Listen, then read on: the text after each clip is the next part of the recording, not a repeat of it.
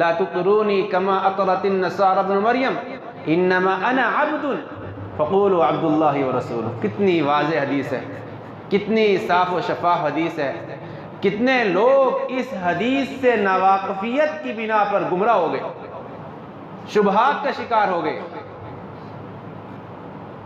ان کو شہوات نے اپنی چپیٹ میں لے لیا۔ اللہ کے نبی صلی اللہ علیہ وسلم فرماتے ہیں اس حدیث میں، جو عقیدے کی تمام کتابوں میں موجود ہے، احادیث کی کتب میں موجود ہے، اللہ کے نبی صلی اللہ علیہ وسلم فرماتے ہیں کہ لا تطرونی کما اطرت النصارى ابن مریم، میری شان میں اس طرح غلو نہ کرو جس طرح ابن مریم یعنی عیسیٰ علیہ السلام کی شان میں نصارہ نے، عیسائیوں نے غلو سے کام لیا۔ عیسیٰ علیہ السلام کو بعض عیسائی الہ کا درجہ دیتے ہیں، نعوذ باللہ، وہ کہتے ہیں کہ یہی اللہ ہیں، بعض کہتے ہیں یہ ابن اللہ ہے، نعوذ باللہ۔ قرآن مجید میں اس کا تذکرہ ہے، وقالت اليہود عزیر ابن اللہ وقالت النصارى المسیح ابن اللہ، کہ یہودی کہتے ہیں کہ عزیر اللہ کے بیٹے ہیں، نعوذ باللہ، اور بعض کہتے ہیں، عیسائی کہتے ہیں کہ عیسیٰ علیہ السلام اللہ کے بیٹے ہیں۔ ذالک قولہم بافواہہم، کہ اللہ تعالیٰ فرماتا ہے یہ تو ان کی اپنی بنائی ہوئی، ان کی اپنی منہ سے بنائی ہوئی بات ہے، اس کی کوئی حقیقت نہیں ہے۔ یضاہئون قول الذین کفروا من قبل قاتلہم اللہ انا یؤفکون، ان کی یہ جو بات ہے کہ عیسیٰ اللہ کے بیٹے ہیں، یا یہودیوں کی جو یہ بات ہے کہ عزیر اللہ کے بیٹے ہیں، نعوذ باللہ، یہ بات ان کی اس سے پہلے کافروں کی بات کے مشابہ ہے۔ کافر بھی ایسے کہتے تھے، بہت سارے مشرکین، کچھ مشرکین یہ کہتے ہیں کہ ملائکہ جو ہیں نعوذ باللہ اللہ کی بیٹیاں ہیں۔ قرآن مجید میں سورہ صافات میں اللہ تعالیٰ نے اس کا رد کیا، سختی کے ساتھ رد کیا۔ اصطفى البنات ولهم البنون، کیا اپنے اللہ تعالیٰ کے لیے وہ بیٹیاں پسند کرتے ہیں، اپنے لیے بیٹے، اتنی ناانصافی۔ اور اسی طرح سورہ مریم میں اللہ تعالیٰ اتنا غضبناک ہو جاتا ہے، اتنا ناراض ہو جاتا ہے اس توحید کے مسئلے کو لے کر کے، فرماتا ہے اللہ تعالیٰ تکاد السماوات یتفطرن من فوقہن وتنشق الارض وتخر الجبال هدا ان دعوا للرحمن ولدا، کہ قریب ہے کہ آسمان پھٹ جائے، پہاڑ جو ہے ریزہ ریزہ ہو جائیں، زمین پھٹ جائے، کس بات سے؟ کہ یہ لوگ، یہ کافر اللہ کے لیے اولاد کا دعویٰ کر رہے ہیں، نعوذ باللہ من ذالک۔ اللہ تعالیٰ کے بارے میں جب مشرکین نے پوچھا کہ اللہ تعالیٰ کا نسب بیان کرو، جیسے کہ انسانوں کا نسب ہوتا ہے نا، بھائی کس خاندان سے ہو، کہاں سے ہو، کون ہے باپ دادا، کون ہے، کیا فیملی ہے، تو اللہ تعالیٰ نے ایک بہت خوبصورت سورہ نازل کی۔ اس سورت کی بہت ساری فضیلتیں ہیں، ایک حدیث کے بارے میں سناؤں گا، لیکن کون سی سورت ہے؟ اس کو کہتے ہیں سورہ اخلاص۔ کہا کہ اللہ کا نسب جاننا چاہتے ہو نا، اللہ کا نسب یہ ہے، اے نبی صلی اللہ علیہ وسلم کہہ دیجئے، قل، اے نبی صلی اللہ علیہ وسلم کہہ دیجئے، اللہ احد، اللہ ایک ہے، تنہا ہے۔ بہت سارے ایسے لوگ جو گمراہ ہیں، جو اپنا نام مسلمان رکھ کر کے شرک میں یا بدعات میں مبتلا ہیں، ان کو ہمارا یہی مشورہ رہتا ہے کہ وہ قرآن مجید کی تلاوت کریں، سمجھ کر کے قرآن مجید کو پڑھیں، اللہ تعالیٰ اسی قرآن مجید کی روشنی میں ان کو ہدایت دے دے گا۔ افلا یتدبرون القرآن ام علی قلوب اقفالها، ان کو کیا ہو گیا ہے کہ قرآن مجید میں غور و فکر نہیں کرتے؟ کیا ان کے دلوں پر تالے لگے ہوئے ہیں؟ اور دوسری جگہ قرآن میں تدبر کے لیے ابھارتے ہوئے اللہ تعالیٰ فرماتا ہے افلا یتدبرون القرآن، کیوں نہیں یہ لوگ قرآن مجید میں غور و فکر کر کے اپنے آپ کو ہدایت یافتہ لوگوں میں شامل کرتے؟ وَلَوْ كَانَ مِنْ عِنْدِ غَيْرِ اللَّهِ لَوَجَدُوا فِيهِ اخْتِلَافًا كَثِيرًا، اگر یہ اللہ کے علاوہ کسی اور کا کلام ہوتا تو اس میں بہت زیادہ اختلاف ہوتا، بہت زیادہ تضاد ہوتا، بہت زیادہ کنفیوژن ہوتی اس میں۔ تو اللہ کا نسب بیان کرتے ہوئے اللہ تعالیٰ نے فرمایا کہ اللہ احد، اللہ تنہا ہے، اکیلا ہے، اللہ احد، قل هو اللہ احد اللہ الصمد۔ اس کے بعد فرمایا کہ اللہ تعالیٰ بے نیاز ہے، سمد کہتے ہیں لا جوف له، جس کا پیٹ، جس کو کوئی ضرورت نہیں، غنی ہے، کسی کا محتاج نہیں اللہ تعالیٰ۔ دوست کی ضرورت، بچوں کی ضرورت ان کو پڑتی ہے جو محتاج ہوتے ہیں، جو ضرورت مند ہوتے ہیں، جن کو سہارے کی ضرورت پڑتی ہے۔ اللہ کو سہارے کی ضرورت نہیں ہے۔ اللہ الصمد، بے نیاز، جو کسی کا محتاج نہیں۔ لم یلد، اللہ تعالیٰ نے کسی کو نہیں پیدا کیا۔ سورہ اخلاص میں کتنی مرتبہ بہت سے مسلمان ایسے ہیں جو اس کو پڑھتے ہوں گے لیکن دلوں میں نہیں اتر رہی ہے، یہ سورت ان کے دلوں میں نہیں اتر رہی۔ دل میں اگر اتر جائے ترجمے کے ساتھ تو کبھی شرک اور اس طرح کا جو بدعات اور اللہ کے تعلق سے جو غلط فہمیاں ہیں نعوذ باللہ، اللہ تعالیٰ کی ذات کے تعلق سے، سب ختم ہو جائے۔ لم یلد، اللہ تعالیٰ نے کسی کو نہیں پیدا کیا، تو کیوں کوئی یہ کہے کہ فرشتے اللہ کی بیٹیاں ہیں نعوذ باللہ؟ کیوں کوئی یہ کہے کہ عیسیٰ اللہ کے بیٹے ہیں نعوذ باللہ؟ کیوں کوئی یہ کہے کہ عزیر اللہ کے بیٹے ہیں نعوذ باللہ؟ ہرگز ایسا نہیں۔ یا کوئی اور کسی اور کے بارے میں اگر اس طرح کی بات کہی جائے، کوئی بھی، لم یلد، اللہ نے کسی کو نہیں پیدا کیا، ولم یولد، اور نہ اللہ کو پیدا کیا گیا ہے۔ اچھا، قرآن مجید میں ایک دوسری آیت میں اللہ تعالیٰ فرماتا ہے اللہ کی بیوی بھی نہیں ہے۔ کچھ ایسے مشرکین، ایسے بے وقوف، ایسے کم عقل لوگ تھے جو یہ اللہ پہ، اللہ کی توحید کے تعلق سے یہ الزام لگاتے تھے کہ اللہ تعالیٰ کی بیوی ہے نعوذ باللہ۔ اللہ تعالیٰ نے قرآن مجید میں اس کا بھی رد کیا۔ اللہ تعالیٰ نے قرآن مجید میں بھی اس کا رد کیا کہ وَلَمْ تَكُنْ لَهُ صَاحِبَةٌ، کہ اللہ کی کوئی بیوی نہیں۔ اور اس کے بعد سورہ اخلاص میں اللہ تعالیٰ اپنا نسب نامہ بیان کرتے ہوئے فرماتا ہے وَلَمْ يَكُنْ لَهُ كُفُوًا أَحَدٌ، کہ اللہ تعالیٰ کا کوئی شریک بھی نہیں ہے، کوئی ساجی بھی نہیں ہے، کوئی پارٹنر بھی نہیں ہے، کوئی مددگار بھی نہیں ہے، اس کے مثل بھی کوئی نہیں ہے، اس کی نظیر نہیں، اس کا کوئی ند نہیں۔ سبحان اللہ، کتنی عظیم صورت ہے۔ اور اس عظیم صورت کی ایک یہ فضیلت ہے کہ اگر کوئی 3 مرتبہ اس صورت کی تلاوت فرماتا ہے، گویا کہ اس نے بطور ثواب، کفایت نہیں، ایک 2 چیزیں ہیں۔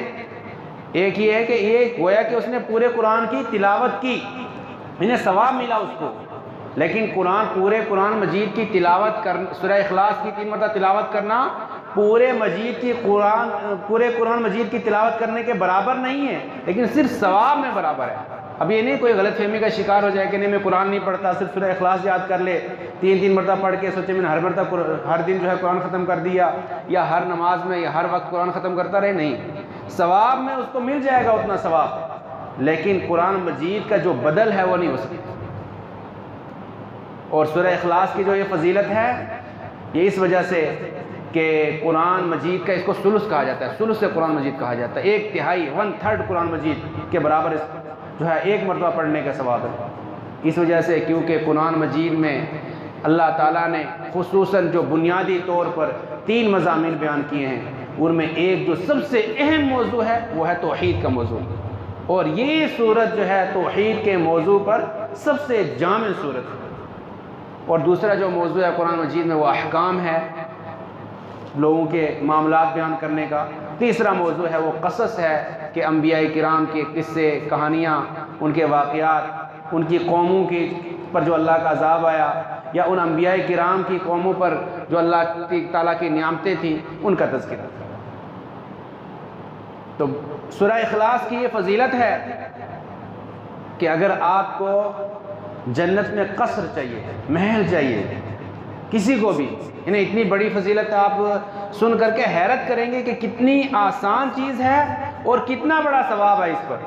اللہ کے نبی صلی اللہ علیہ وسلم نے فرمایا کہ اگر کسی کو جنت میں محل چاہیے تو من قرأ قل هو اللہ احد 10 مرات حتی یختمها، اور اس کے بعد کہ اگر کوئی آدمی سورہ اخلاص کو 10 مرتبہ پڑھے، 10 مرتبہ، یہاں تک کہ 10 مرتبہ ختم کر دے، تو اس کے لیے اللہ تعالیٰ جنت میں محل بناتا ہے۔ کتنا آسان ہے، 10 منٹ، یعنی 10 مرتبہ پڑھنا، انہیں ہمارے 30 سیکنڈ یا 15 سیکنڈ سے بھی کم لگیں گے سورہ اخلاص کو پڑھنے میں، لیکن اتنا بڑا ثواب کہ جنت میں اللہ اس کے لیے محل بنائے گا، جنت کا محل، اتنا بڑا ثواب۔ تو یہ کب ہوگا؟ عمل صالح میں اگر اچھی زندگی چاہیے آپ کو، اس کے لیے عمل صالح ہے، اور عمل صالح میں سب سے جو بڑا عمل ہے، نیک عمل ہے، وہ توحید کا عمل ہے۔ سب سے اہم عمل جو ہے وہ توحید کا عمل ہے۔ اور ایمان میں نے تذکرہ کیا شروع میں خطبے کے کہ جس کو اچھی زندگی چاہیے وہ نیک عمل کرے، چاہے وہ مرد ہو یا عورت، نیک عمل کرے بشرطے کہ وہ مومن ہو، کیونکہ بہت سے لوگ، ان لوگوں کا دعویٰ ہے وَمَا يُؤْمِنُ أَكْثَرُهُمْ بِاللَّهِ إِلَّا وَهُمْ مُشْرِكُونَ، بہت سے لوگ یہ ایسے ہیں جو یہ کہتے ہیں کہ ہم مومن ہیں لیکن حقیقت میں وہ مشرک ہیں۔ کیوں؟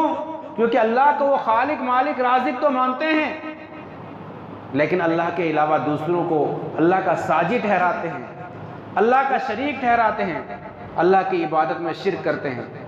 اچھی زندگی چاہیے تو شرک سے بچنا پڑے گا، اچھی زندگی چاہیے تو جادوگروں سے دور جانا پڑے گا، اور اچھی زندگی چاہیے تعویذ گنڈوں سے بچنا پڑے گا، کیونکہ اللہ کے نبی صلی اللہ علیہ وسلم نے فرمایا من تعلق تمیمۃ فقد اشرک، جس نے تعویذ لٹکایا اس نے شرک کیا۔ من تعلق شیئا وکل الیہ، جس نے کوئی چیز لٹکائی، چاہے ہاتھ میں باندھی چاہے گلے میں لٹکائی، اس کو اسی کے حوالے کر دیا جاتا ہے، جا تو اس کے پر بھروسہ ہے، تجھے تعویذ پر بھروسہ ہے کہ یہ تجھے بچا لے گا، ٹھیک ہے اسی کے حوالے، اللہ حفاظت کرنا چھوڑ دیتا ہے۔ تو اگر اچھی زندگی چاہیے تو مومن کامل بننا پڑے گا، اپنی زبان سے اقرار کرنا پڑے گا شہادتین کا، اور اسی طرح دل میں اعتقاد رکھنا پڑے گا، اور اسی طرح کام کر کے اللہ کی جو عبادت ہے توحید والے کام کر کے دکھانے پڑیں گے۔ بہت سے لوگ ایسے ہیں جو اقرار تو کر لیتے ہیں زبان سے، لیکن وہ دل سے اس کو نہیں مانتے، دل سے اس کا اقرار نہیں کرتے، جیسے کہ منافق ہیں۔ بہت سے لوگ ایسے ہیں جو دل سے مانتے ہیں لیکن زبان سے اقرار نہیں کرتے ہیں، اس طرح کے لوگ بھی مومن نہیں بلکہ وہ کافر ہیں۔ یہی حال فرعون کا تھا۔ فرعون کے بارے میں اللہ تعالیٰ نے قرآن مجید نے فرمایا کہ وَجَحَدُوا بِهَا وَاسْتَيْقَنَتْهَا أَنفُسُهُمْ، کہ وہ جھٹلا رہا تھا لیکن ان کے دل اس بات پر آمادہ تھے کہ اللہ رب العالمین ہے، بس صرف زبانی جھٹلا رہا تھا۔ اس طرح کی عبادت بھی قبول نہیں ہے۔ اور اگر اچھی زندگی چاہیے آپ کو تو اس کے لیے حسن بصری رضی اللہ عنہ کا قول آپ پڑھیں۔ حسن بصری رضی اللہ عنہ فرماتے ہیں کہ 3 چیزوں میں زندگی کی جو ہے مٹھاس ہے، زندگی کی چاشنی ہے، زندگی کی حلاوت ہے۔ 3 چیزوں میں جو پہلی چیز ہے وہ ہے ذکر اللہ، اللہ کا ذکر۔ اگر کسی کو زندگی کی مٹھاس چاہیے، زندگی کی چاشنی چاہیے تو اللہ کا ذکر کرے۔ اور دوسری چیز فرمائی قراءۃ القرآن، قرآن مجید کی تلاوت کرے۔ قرآن مجید کی تلاوت میں اچھی زندگی کے راز پنہاں ہیں، زندگی کا مزہ اسی میں ہے۔ اگر کسی کو لذت چاہیے، چاشنی چاہیے، مٹھاس چاہیے، زندگی میں عیش والی زندگی چاہیے تو قرآن مجید کی تلاوت کرے، اللہ تعالیٰ کا ذکر کرے، اور اسی طرح استغفار کرے۔ اگر میں آپ سے پوچھنا چاہتا ہوں کیا آپ کو ان 3 چیزوں میں، اللہ کے ذکر میں، نماز میں اور قرآن مجید کی تلاوت میں آپ کو مزہ آ رہا ہے، یا ہم کو مزہ آ رہا ہے، ہم کو سکون مل رہا ہے، ہمارا دل لگ رہا ہے تو ٹھیک ہے، ورنہ حسن بصری رضی اللہ عنہ فرماتے ہیں کہ ورنہ یہ سمجھ لے کہ دروازہ بند ہو چکا ہے، وَإِلَّا فَالْبَابُ مُغْلَقٌ، کہ دروازہ بند ہے۔ یعنی یہ سمجھ لیں کہ آپ کوئی آدمی ایسا ہو کہ اس کو قرآن مجید کی تلاوت میں، نماز میں، اللہ کے ذکر میں لذت محسوس نہیں ہو رہی تو یہ سمجھ لے کہ خیر کا دروازہ اس کے لیے بند ہے۔ لیکن اس کا حل بھی بتایا۔ اس کا حل کیا ہے؟ اس کا حل یہ ہے کہ وہ دروازے کو لگاتار کھٹکھٹاتا رہے، یعنی اللہ کی عبادت میں دل لگاتا رہے، زبردست کوشش کرتا رہے، تو جو دروازہ کھٹکھٹاتا ہے اس کے لیے دروازہ کھول دیا جاتا ہے۔ اللہ تعالیٰ کا یہ قانون ہے، اللہ تعالیٰ کی یہ رحمت ہے ہم اگر آج اپنا محاسبہ کریں تو ہمیں خود پر افسوس ہوگا کہ یہ ان چیزوں کی جو لذت ہے ہمارے دلوں سے نکل گئی ہے۔ سلف میں سے بعض کہتے ہیں، میں آپ کو اقوال سناتا ہوں، آپ تعجب کریں گے کہ سلف کا کیا معمول تھا۔ سلف میں سے ایک کہتے ہیں، سلف صالحین میں سے ایک عابد اور عالم کہتے ہیں کہ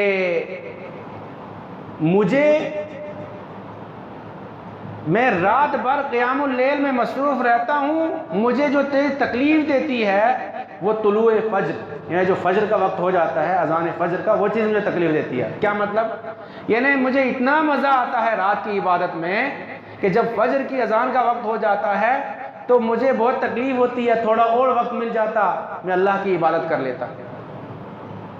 اور سلف میں سے ایک کہتے ہیں کہ عالجت سنتاً وتمتعت بها 20 سنہ، کہ 1 سال تک میں نے محنت کی قیام اللیل، رات کی نماز، رات کو بیدار ہونے کی جو عبادت ہے، چاہے وہ ذکر کریں، آپ نماز پڑھیں یا قرآن مجید کی تلاوت کریں یا دعا کریں خلوت میں، مناجات میں، تو کہا 1 سال مجھے محنت کرنی پڑی، 20 سال تک میں نے فائدہ اٹھایا، 20 سال تک میں نے فائدہ اٹھایا اس چیز کا۔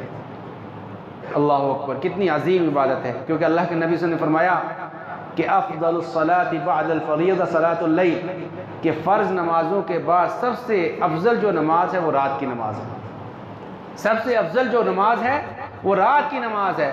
اگر آپ کو زندگی کا حقیقی مزہ چاہیے تو آپ کو کیا کرنا پڑے گا؟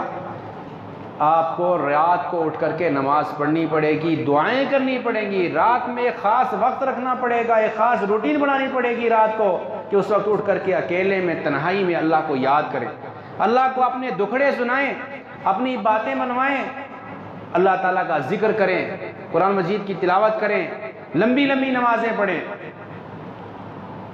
سلف صالحین میں سے بعض کا یہ حال تھا کہ وہ 50 اور 30 سال تک رات کو قیام اللیل میں مصروف، یعنی 30 سال تک انہوں نے قیام اللیل کو نہیں چھوڑا اور قیام اللیل کرتے رہے، رات کی نمازیں پڑھتے رہے۔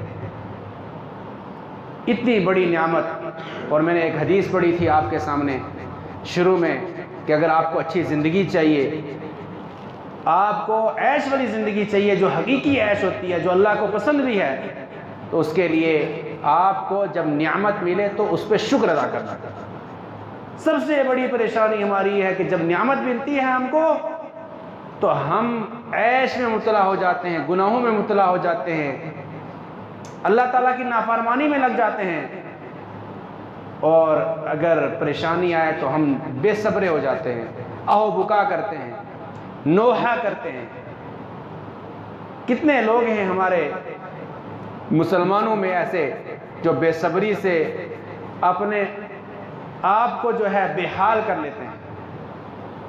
مشہور حدیث ہے، اللہ کے نبی صلی اللہ علیہ وسلم فرماتے ہیں عجبا لامر المؤمن ان امرہ کلہ لہ خیر، کہ مومن کا جو معاملہ ہے عجیب ہے، یعنی تعجب سے اللہ کے نبی سے فرماتے ہیں عجیب ہے اس کا معاملہ، کہ اس کا جو بھی معاملہ ہو، یعنی زندگی میں جو صحیح جو حقیقی مومن ہے اس کی بات کر رہا ہوں میں، کہ زندگی میں کیسی بھی کنڈیشن آ جائے وہ خیر ہی میں ہے، برکت میں ہے، بھلائی میں ہے۔ کیا فرمایا اس کے بعد اللہ کے نبی صلی اللہ علیہ وسلم نے کہ ان اصابتہ السراء شکر فکان خیر اللہ، اور اس سے پہلے فرمایا اللہ کے نبی صلی اللہ علیہ وسلم اسی حدیث میں کہ ولیس ذالک الا للمؤمن، یہ جو خیر کا معاملہ ہے مومن کے علاوہ کسی کے لیے نہیں ہے۔ حدیث میں 2 مرتبہ تاکید فرمائی، فرمایا عجبا لامر المؤمن، شروع میں فرمایا کہ مومن کے معاملے پر مجھے تعجب ہوتا ہے، ان امرہ کلہ لہ خیر، کہ اس کا ہر معاملہ اس کے لیے خیر کا باعث ہے، اور پھر مزید تاکید فرمائی، کیا فرمایا ولیس ذالک الا للمؤمن، یہ جو چیز ہے، یہ جس کا میں تذکرہ کر رہا ہوں، نبی صلی اللہ علیہ وسلم فرماتے ہیں یہ مومن کے علاوہ کسی اور کے لیے فضیلت نہیں ہے، صرف مومن کے لیے ہے۔ فرمایا ان اصابتہ السراء شکر فکان خیر اللہ، کہ اگر اس کو خوشی نصیب ہوتی ہے تو شکر ادا کرتا ہے اللہ تعالیٰ کا، حمد بیان کرتا ہے اللہ تعالیٰ کی، تو یہ اس کے لیے اور بہتر ہے۔ اس کے جو ہے دیکھیے اس کو جو نعمتیں ملنے والی ہیں اس میں اضافہ ہوگا، کیونکہ لئن شکرتم لازیدنکم، اور فرمایا آگے اللہ کے نبی صلی اللہ علیہ وسلم نے وَإِنْ أَصَابَتْهُ ضَرَّاءَ صَبَرَ فَكَانَ خَيْرًا لَهُ، اگر اس کو تکلیف لاحق ہوتی ہے تو اس پر صبر کرتا ہے وہ، تو یہ چیز بھی اس کے لیے بہتر ہے، اس کے لیے خیر کا باعث ہے۔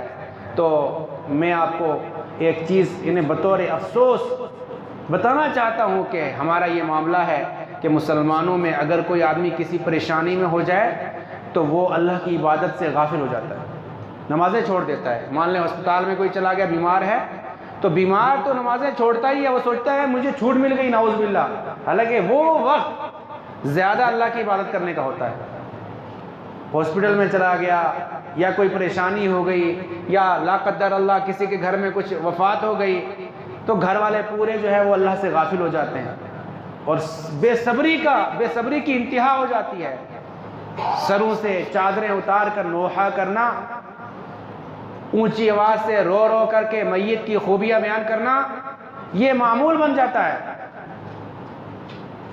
جو ایک بے صبری کی انتہا ہے۔ حالانکہ نماز جو ہوتی ہے اس سے کبھی بھی آدمی کو غافل نہیں ہونا چاہیے۔ اللہ کے نبی صلی اللہ علیہ وسلم فرماتے تھے یا بلال ارحنا بالصلاۃ، یا بلال ارحنا بالصلاۃ، اے بلال نماز کے ذریعے ہم کو سکون پہنچاؤ۔ اگر آپ کو سکون چاہیے، سکون والی زندگی چاہیے، آپ کو آرام والی زندگی چاہیے تو نماز میں اپنا دل لگانا ہے، نماز میں اپنا دل لگانا ہے۔ 7 قسم کے لوگ جو اللہ کے عرش کے سائے میں ہوں گے، ان میں ایک آدمی وہ بھی ہوگا کہ وَرَجُلٌ قَلْبُهُ مُعَلَّقٌ بِالْمَسَاجِدِ، ایک آدمی وہ ہوگا کہ جس کا دل ہمیشہ مسجد سے لگا رہے گا، وہ یہ سوچے گا کہ ابھی نماز ختم ہوئی ہے، اگلی نماز کا وقت کب ہو میں مسجد میں آؤں، یا یہ کہ وہ مسجد ہی میں بیٹھا رہے گا، ایک نماز کے بعد دوسری نماز کا انتظار کرتا رہے گا، جو ایک ثواب کا کام ہے، اور گویا کہ وہ لگاتار نماز کی حالت میں ہے، نماز کا ثواب اس کو مل رہا ہے، صلاۃ کا ثواب مل رہا ہے اس کو۔ اسی طرح اگر خوشبختی والی زندگی چاہیے، سعادت والی زندگی چاہیے، اس کے لیے تقوی اختیار کرنا ہے آپ کو۔ تقوی یعنی کہ گناہوں سے بچنا ہے اور نیکی کے کام کرنے ہیں، اللہ کے جو اوامر ہیں، اللہ کے جو احکامات ہیں ان کی بجاوری کرنی ہے، اور جو منہیات ہیں، جو حرام کردہ چیزیں ہیں ان سے بچنا ہے، تو خوشبختی والی زندگی مل جائے گی، سعادت والی زندگی مل جائے گی۔ تو یہ چند چیزیں تھی جو اس مختصر سے خطبے میں آپ کے سامنے بیان کی کہ اگر خوشبختی والی زندگی چاہیے تو نیک عمل کرنے ہیں ایمان کے ساتھ، کیونکہ ایمان کے بغیر کوئی بھی چیز قبول نہیں اللہ کے ہاں۔ اگر ایمان نہیں تو پورا عمل رائے گاں، برباد، ختم۔ خود انبیاء کرام 17 انبیاء کرام کا تذکرہ کرتے ہوئے 17 سورہ انعام میں اللہ تعالیٰ نے 17 انبیاء کا تذکرہ کیا، اس کے بعد فرمایا اللہ تعالیٰ نے کہ اگر یہ انبیاء بھی شرک کریں تو ان کی عمل برباد ہو جائیں گے۔ نبی صلی اللہ علیہ وسلم کے بارے میں فرمایا وَلَوْ أَشْرَكْتَ لَيَحْبَطَنَّ عَمَلُكَ وَلَتَكُونَنَّ مِنَ الْخَاسِرِينَ، یا لَئِنْ أَشْرَكْتَ، کہ اگر اے نبی صلی اللہ علیہ وسلم آپ بھی شرک کریں گے تو آپ کے پورے عمل برباد ہو جائیں گے اور خسارہ اٹھانے والے میں سے ہو جائیں گے۔ قرآن مجید ایک ایسی عظیم کتاب ہے جس کی تلاوت اور تدبر کے ساتھ پڑھنا ہمارے لیے ایک نئی چینجنگ اور تبدیلی ہے، ہمارے لیے خوشیوں کے راستے کھل جائیں گے، خوشیوں کے دروازے کھل جائیں گے۔ اور میں آپ کو بتاؤں کہ ہم خاندانی مسلمان ہیں بہت سارے، اس لیے ہم لوگ اسلام جیسی عظیم نعمت کی قدر نہیں کر رہے ہیں۔ ان لوگوں کو قدر پوچھو جو اسٹڈی کر کے، قرآن کا مطالعہ کر کے مسلمان ہوتے ہیں، ایک ایک آیت کے ذریعے اللہ تعالیٰ ان کو ہدایت دے دیتا ہے۔ کبھی کبھی صرف قرآن کی تلاوت سن کر کے بغیر سمجھے بھی اللہ تعالیٰ ہدایت دیتا ہے۔ کوئی آدمی ایسا بھی ہوتا ہے غیر مسلم اسلام سے دور جو قرآن کی صرف تلاوت سنتا ہے مسلمان ہو جاتا ہے۔ بہت سے ایسے لوگ ہیں کیونکہ قرآن مجید کے اندر اللہ تعالیٰ نے ایسی چاشنی، ایسا اعجاز رکھا ہے کہ وہ کسی اور کلام میں نہیں، کسی اور کتاب میں نہیں۔ تو قرآن مجید کی ایک آیت بھی ہدایت کا ذریعہ بن سکتی ہے۔ اللہ تعالیٰ سے دعا ہے کہ اللہ تعالیٰ ہمیں خوشی والی زندگی نصیب فرمائے، اللہ تعالیٰ ہمیں خوشحال زندگی، آرام دہ زندگی نصیب فرمائے۔ اللہ تعالیٰ جو تیری نعمتیں ہیں ان کی قدر کرنے کی ہم کو توفیق عطا فرما۔ اے اللہ تعالیٰ ان پر شکر ادا کرنے کی ہم کو توفیق عنایت فرما۔ اے اللہ مصیبت اور پریشانی میں ہم کو صبر کرنے کی توفیق عنایت فرما۔ اے اللہ تعالیٰ ہر طرح کی پریشانیوں سے بچا۔ اے اللہ تعالیٰ جو بھی بیمار ہیں ان کو شفاء کاملہ عاجلہ عنایت فرما۔ اے اللہ تعالیٰ جو پریشان حال ہیں ان کی پریشانیوں کو تو دور فرما۔ اے اللہ جہاں کہیں مسلمان قیدی ہیں ان کو تو رہائی عطا فرما۔ اے اللہ تعالیٰ پوری دنیا میں جہاں بھی مسلمان پریشان حال ہیں اے اللہ ان کی پریشانیوں کو تو دور فرما۔ اے اللہ جو قرض دار ہیں ان کے قرضوں کو تو غائبانہ طور پر ادا فرما۔ اے اللہ تعالیٰ جن کی وفات ہو گئی ہے اللہ ان کی مغفرت فرما۔ اے اللہ جو بھی موحدین ہیں اللہ ان کی قبروں کو نور سے منور فرما دے۔ اے اللہ ان کی قبروں کو کشادہ فرما دے۔ اے اللہ ان سب کو جنت میں داخلہ نصیب فرما۔ اے اللہ ہم سب کو معاف فرما دے۔ اے اللہ ہم پر رحم و کرم کا معاملہ فرما۔ اے اللہ تعالیٰ جب تک زندہ رکھ اسلام پر زندہ رکھ۔ اے اللہ جب خاتمہ ہو کلمہ لا الہ الا اللہ پر ہو۔ اے اللہ ہمارے والدین کی مغفرت فرما۔ اے اللہ ان کو دنیا اور آخرت میں جن کے والدین زندہ ہیں اے اللہ تعالیٰ ان کو صحت و عافیت سے رکھ۔ اے اللہ جن کے والدین وفات پا چکے ہیں یا ان میں سے کوئی بھی وفات پا چکا ہے اے اللہ تعالیٰ ان کی مغفرت فرما۔ اے اللہ تعالیٰ ان کو لیے تو جنت کے دروازے کھول دے۔